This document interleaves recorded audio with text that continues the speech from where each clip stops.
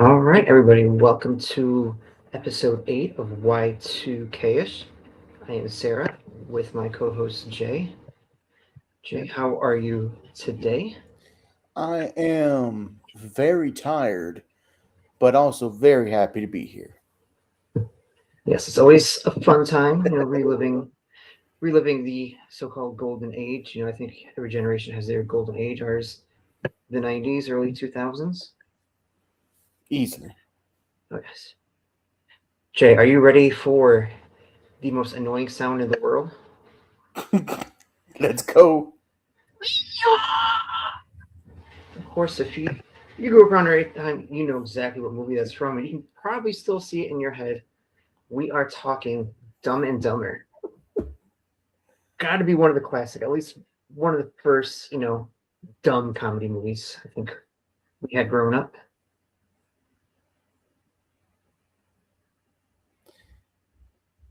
That we went back and watched it. Going back from what you remember to rewatching now, do you feel it still ages well? Oh, I think it holds up 110%. I liked it a lot better than the recent reboot they did. The reboot was good, not the reboot, the third one or whatever the hell. Sequel, prequel, whatever it was. Yeah, but I still think the original still holds. It's very funny still. And I don't know if it's just that my comedic tastes haven't matured since the 90s, but I still don't like the jokes. There's certainly a couple TV shows, movies that you can say humor-wise didn't age well, didn't stand the test of time. Looking at you, Ace Ventura, but Jim Carrey, this was classic Jim Carrey and Dumb and Dumber and Jeff Daniels. Of course, we got the whole road trip. You got the dog van, which is The just a dog classic. van. I mean, if you're driving down the road and you see a van full out, fuzzy, dog ears flopping, you're gonna, what the fuck is wrong with these people? But you're gonna enjoy it. You're gonna have a good time seeing it.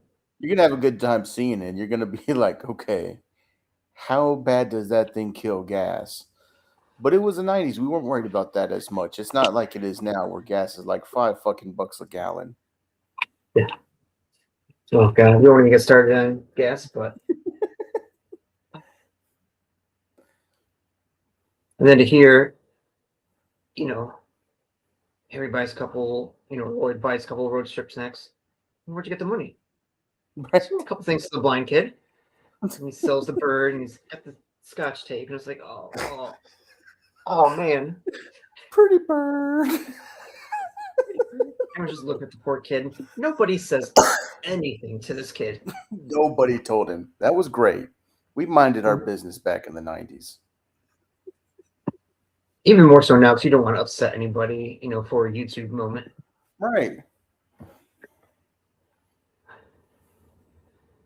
Then, of course, you got the hot pepper incident. Jeez. I don't do spicy at all, so that was also another one that really talked to me specifically. And then, you see when they're at the truck stop for a good time, be here this time, this date, and it's closing in seconds, and it's just too late for Lloyd. I don't how many people out there literally on road trips or whenever you had to stop at the truck stops and you're looking at all the walls and you're using the bathroom. And sometimes that's the only thing you had there because this was the 90s. The phones weren't what they were today. Nowadays, you'd pop a squat, scroll TikTok, and get your business done. But back in the day, you're reading that door to see who sucks, who was here for a good time call. It's like we didn't have Mm-hmm. other options back in the day. That was our scrolling. All the Yeah. pressers. Mm-hmm. There's that S that everybody makes. Yeah.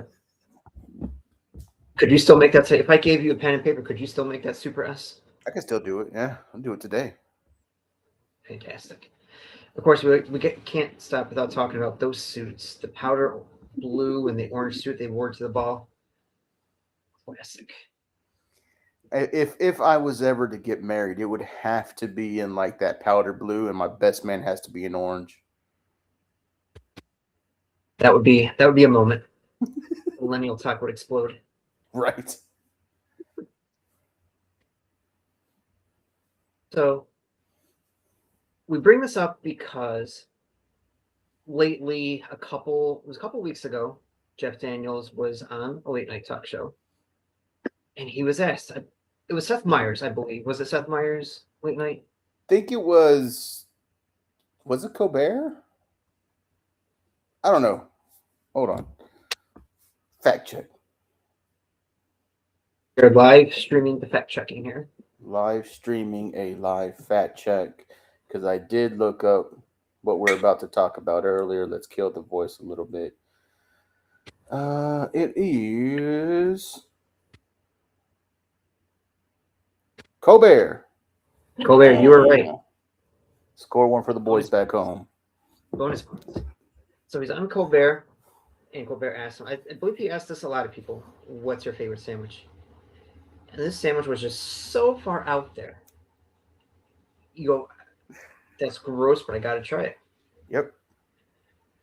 It's a pita bread. Half of it has 1/4 inch thick, roughly, peanut butter. Then you got the sour cream and cheddar ruffles, which is the top tier chip. Awesome. And then it's your favorite barbecue sauce on top of that. All of these things are great separately. Will they work out good together, though? I've got mine here. I got the sandwich started. I went with Peter Pan honey mustard, honey roasted peanut butter. Oh. For barbecue, I've got a classic, the KC Masterpiece Original. Nice. While I get that on, which peanut butter and which barbecue sauce did you use? So that is my beautiful monstrosity.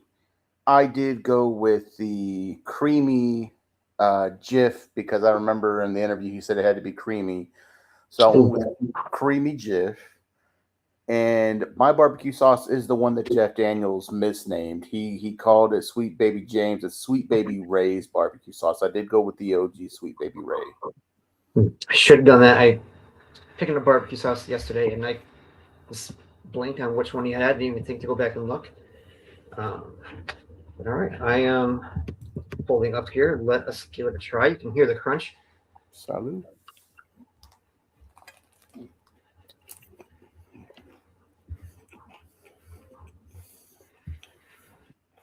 Mm-hmm. It's not bad. Yeah. I don't hate it. I don't hate it, but I don't feel like it's something to write home about either. It's too much peanut butter. I think I put too much barbecue on mine. I'm not really getting much of anything else. I mean, I got the crunchiness of the chips. I can taste the peanut butter a little bit. That's not bad, actually. I mean, hell. I mean, it probably doesn't help, but I forgot about this that we were eating, and I ate a bagel about an hour, like half an hour ago, with cream cheese. Yeah, I think mine is working for me the other way. I had dinner like 2 hours ago, and I've just been sitting here like, oh, I got to make the sandwich. It's not bad. I don't know if I'd go out my way to make it again, but if somebody said, "Hey, let's make it and eat it," okay, sure. Well,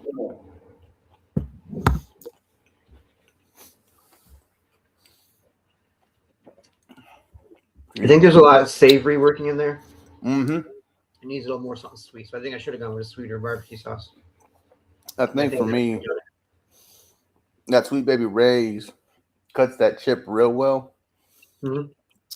I think if I put crunchy peanut butter, because I really just do not like creamy, I'd like it a lot better. You need to give it a little more texture too, outside of just the crunchy chips. But if I had just killed a lot of herbal essence and herbal remedies, that might kill it. That might be like the best thing ever.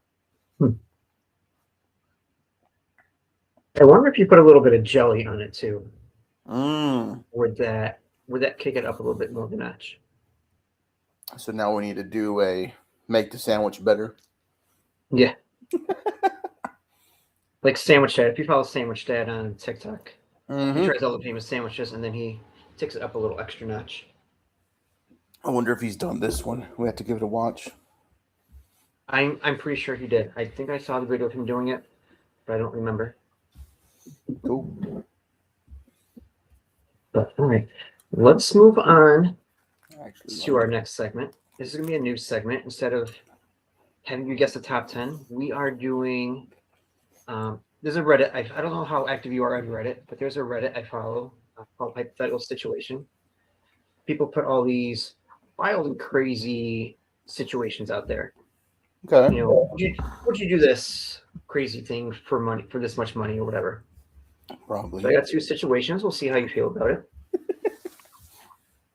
Hypothetical situation number one: you win $100 million on a scratch-off ticket, but everyone else in the world takes a 30% pay cut. Are you going to help yourself, or are you going to save everybody else at your own misery?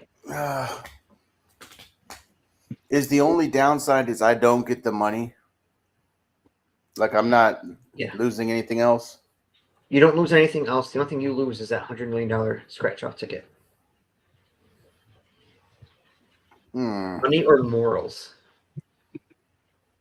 Do they know that I am the reason that everybody loses the 30%?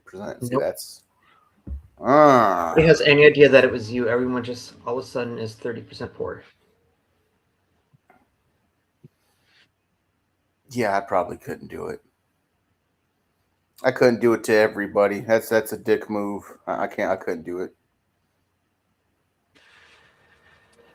I mean, 100 million is tough. I think if you take the money, you're going to start to feel guilty and okay, how can I use this money to help more people?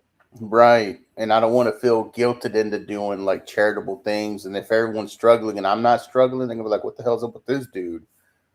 It's What not a gonna be a dick. good look. Yeah. Try to take me out. I don't want that. Yeah, then you have one bad day like, man, I could have had $100 million. What was I thinking? Yeah. I think I might be the immoral one here. I think I might take the money. Just live in a bubble. I'm about to say, if Don't you read the did news. that, you would have to get like your own private island. Nobody messes with you. You'd have to be like secluded. I can afford it. High-rise security fences, electrify them like Jurassic Park. Touche. Hypothetical situation number two. January 1st every year, $100,000 hits your bank account. But at one random point during the year, you're going to shit your pants. I'm taking it. I'm taking it easy. Easy money. My philosophy as a man is you are not a man unless you shit yourself at least once a year. So I'm down. You just got to be real careful at work and have that backup change of clothes. I'm not gonna lie to you. I've had it happen this year already, and it started at work. I barely made it to the house, so it was Those a rides home. gamble. Mm-hmm. You catch one extra red light. Yeah, it was hell getting up those stairs, but I barely fucking squeaked by. Could you imagine the anticipation? That anxiety you got. December rolls around, you still haven't shit your pants yet. You know it's coming. The holidays are coming. You're going to be with family. You shit yourself either on Christmas or New Year's, and you're just waiting for it to happen. And it's the most inopportune time. You're forced to go to the freaking church festival with your family, and everyone's there that you haven't seen in years, and the whole And then, congregation is full because it's one of the big holidays, and you just shit yourself. Oh, can you imagine the night on New Year's Eve? You blow it out, you shit yourself, get yourself cleaned up. It's January 1st. Boom. Again. you get back That to New Year's best the random hours apart, but you got it done for the year. So at that point, are you tracking when you do it to make sure you've done it for the year? or are you just letting it happen and you don't want to be the one that's got the anxiety in December because it hasn't happened? I think I think a thing like that, you're gonna realize, you're gonna know that you've done it for the year. I agree.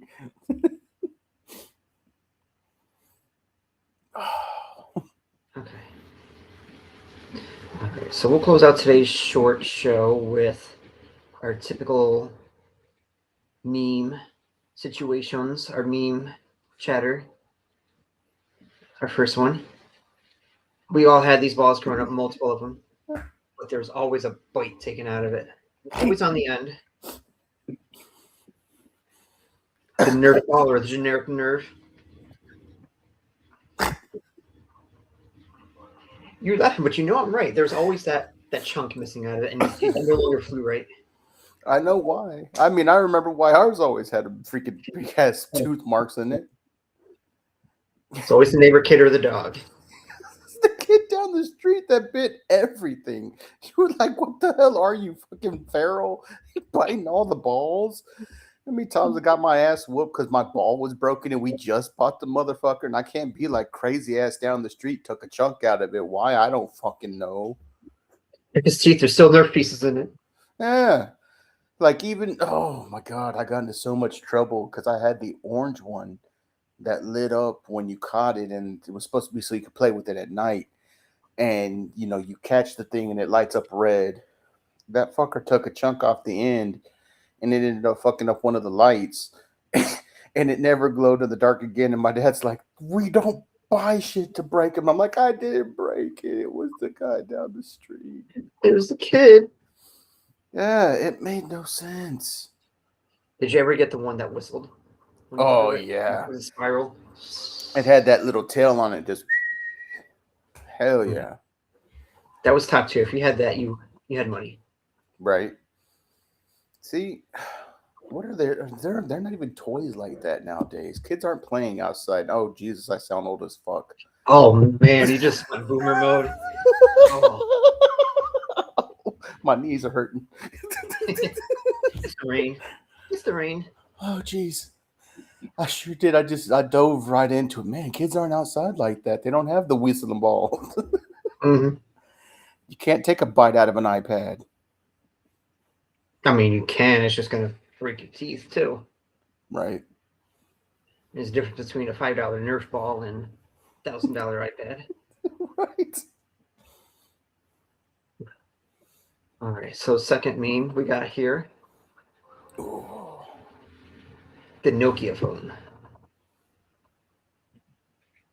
I don't remember the picture part. I don't remember having that.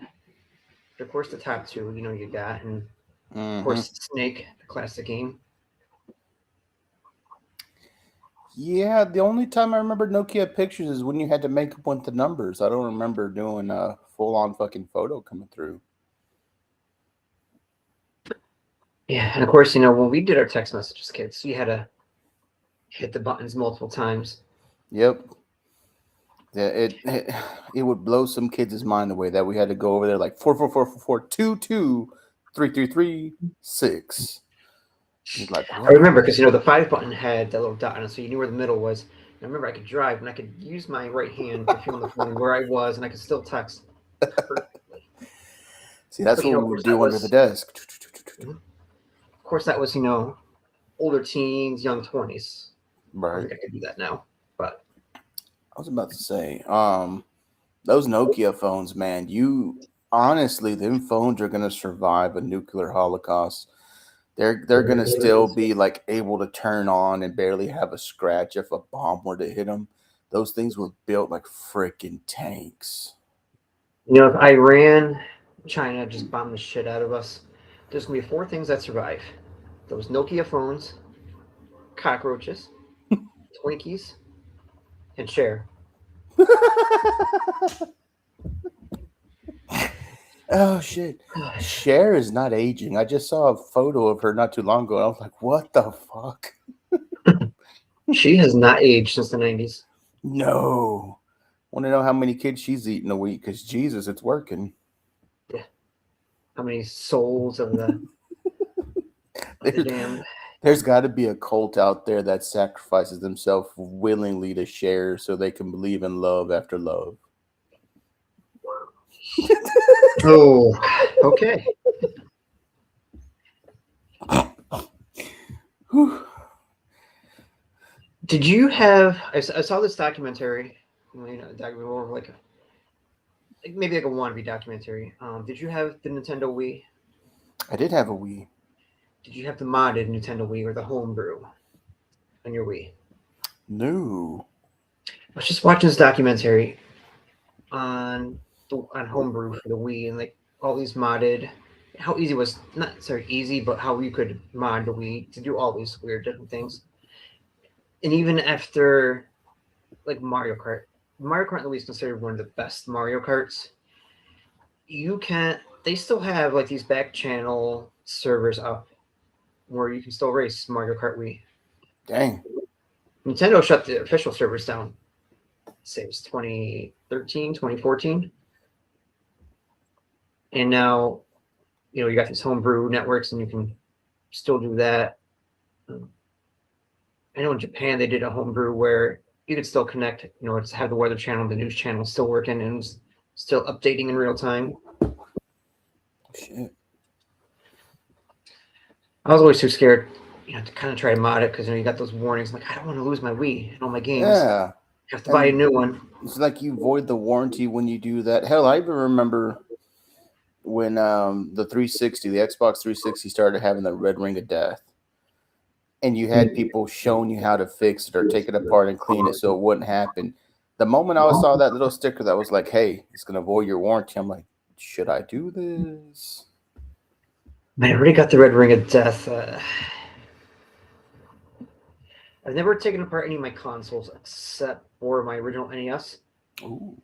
This was at one point, I want to say I was doing this, it was mid to late 2000s when I opened it up.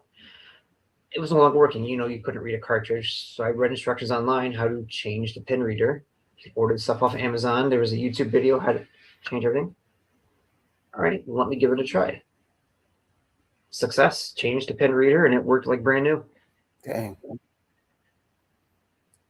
I haven't played my actual NES in a long time. I don't know if it still works or if I need to replace the pin reader again, but I wonder if I could find an old Wii and then just try to go in there and mod it. I'm sure eBay probably still has the modded Wii's online. But I say they've got to be cheap now, right? I mean, hell, it's only been forever. I don't know. It's Nintendo, so some of their stuff price goes up no matter if it's old or not. Right. Let's check eBay right now. Live checking the eBay. Live eBay check. We get back onto the Daniels. Here's a Wii console HD refurbished. 4 remotes with the joysticks. 4 games for $99.99. Not bad.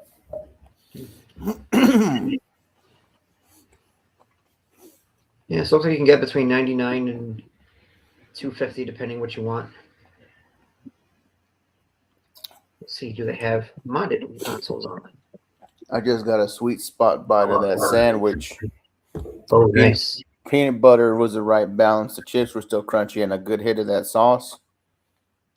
I can see why it's good.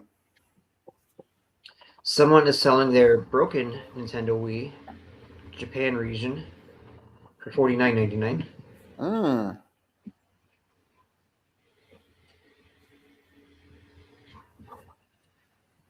Wii U is going for $150. Okay, I wonder if you can mod those. Sure.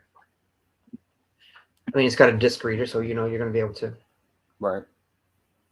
Disc in. I know we discussed this offline the other day. Maybe it was a week or two ago.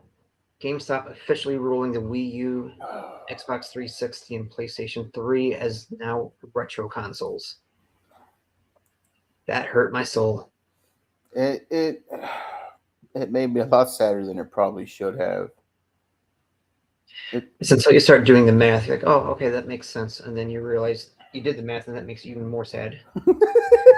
When you realize that the math really mathed, and now you're like, well, fuck. Shit, the Wii U and 360 is 20 years old. You're still thinking retro consoles are like the NES and the stuff that you grew up with. Nah, son. It's the stuff that the current kids are like, hey, what is this? Mm-hmm. That's a PlayStation 3. The fuck is that? Yeah. Ah, they didn't start at 4? Cute. Why is it so fat and just big? Yeah, they didn't come out with slim consoles till the 3 Slim.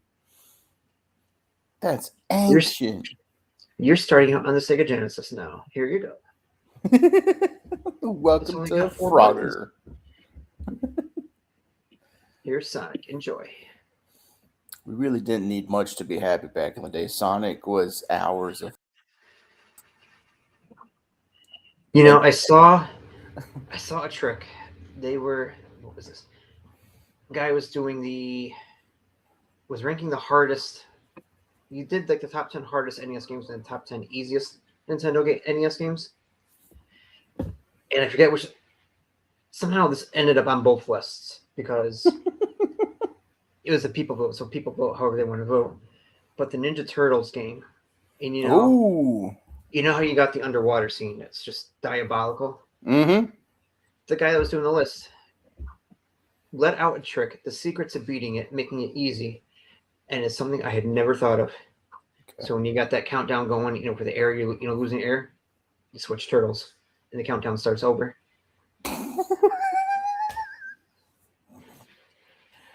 Ain't that a bitch? I'm watching this. It's like 10 o'clock at night. The other night, I'm like, motherfucker! I never thought of that. Makes you want a Genesis to try it, don't it? I've on my PS4. I've got maybe it's the PS5. I've got the Ninja Turtles Cowabunga edition. Nice. Go back and play it. Well, yeah. Have to give it a try and make sure they didn't patch it. See, in going to Sonic real quick, because I remember always playing Sonic.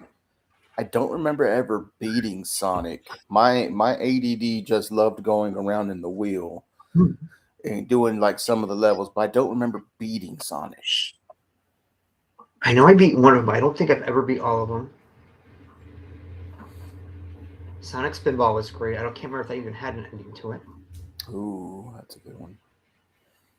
See, like, what was it? Sonic and Mega Man. They're like the two things that I played the whole. Just I could play for days. I changed my wife's ringtone on my phone for when she calls and actually have my ringer on. Because I saw somebody else do this and I thought it was the greatest thing. I actually bought a ringtone for the first time in like 15 years. Bought the ringtone on the iTunes store because it was just the easiest way to do it. But that panic when you're playing Sonic and you're underwater and you're running out of time, that is her ringtone now. That's awesome. And at first she was offended. She's like, well, gee, thanks a lot. I'm like, no, it's urgent. I have to hurry up and answer. Yeah, I have to answer this call. It's important. Mm-hmm. You are important to me. Plus, there's any millennials around. They're going to hear that, and then it's going to start up a conversation. Okay, great song. I will say this, and this is funny as hell. I was at a wrestling convention this past weekend doing all kinds of fun stuff. And the number of times that people's text messages chimes was the Power Rangers. And I'm like, oh, jeez. There's a correlation with wrestling fans and Power Rangers fans that I'm not putting together. But I was like, they're all over the place. Costumes, theatrics, heroes, yeah. They were all over the place. I heard the damn thing go off like 5 times, and I was like, where's my morpher? Let's go. Nice. All right, well, that will do it for us tonight. We will see you guys in a couple weeks for the next episode. Thanks for joining us.